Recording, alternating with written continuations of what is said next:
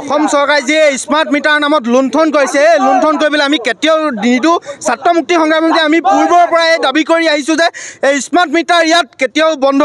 বন্ধ কৰিব লাগিব আৰু আমাক নতুন মিটাৰ নালাগে আমাক পুৰণি মিটাৰ আমি ঘূৰাই দিবলৈ অসম চৰকাৰক আমি আহ্বান জনাইছোঁ পূৰ্বৰ পৰা কৈছোঁ যে অসমত আচলতে স্মাৰ্ট মিটাৰ বন্ধ হ'ব লাগে এই বিজেপি চৰকাৰখনে কিন্তু স্মাৰ্ট মিটাৰ অসমৰ ৰাইজক জুজবস্তি জাপি দিছে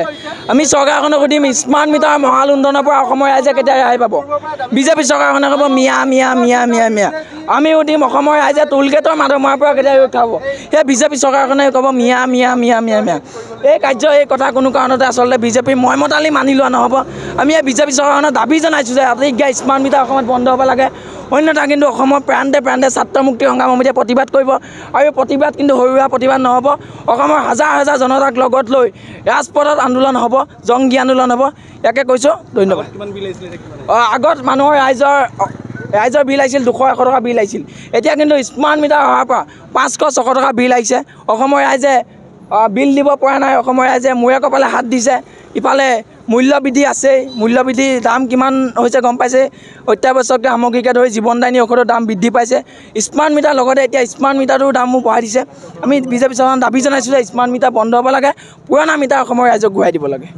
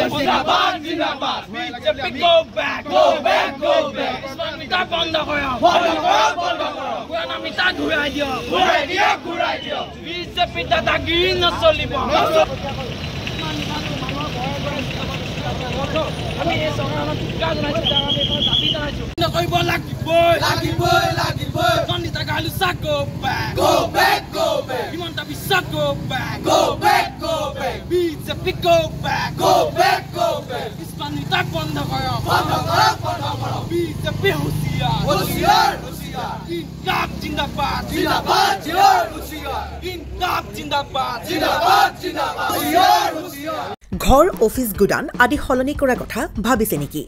পিছে সলনি কৰিব হয় সকলো বস্তু এঠাইৰ পৰা আন ঠাইলৈ সহজে নিয়াটো জানো সম্ভৱ চিন্তা তাতেই নহয় জানো কেৱল ঘৰ অফিসে নহয় ডাঙৰ ডাঙৰ মেচিন বাইক ডাঙৰ ডাঙৰ গাড়ীকে ধৰি সকলো বস্তু পিছে এতিয়া আৰু চিন্তাৰ কোনো কাৰণ নাই আপোনাৰ এটা মাথো ফোন কলতে সমাধান হৈ পৰিব এনেসমূহ সমস্যা আপোনাৰ কাষত আংকুশ কাৰ্গো পেকাৰ্ছ এণ্ড মুভাৰ্ছ সমগ্ৰ ভাৰততে প্ৰভাইড কৰে ডোৰ টু ডোৰ সাৰ্ভিস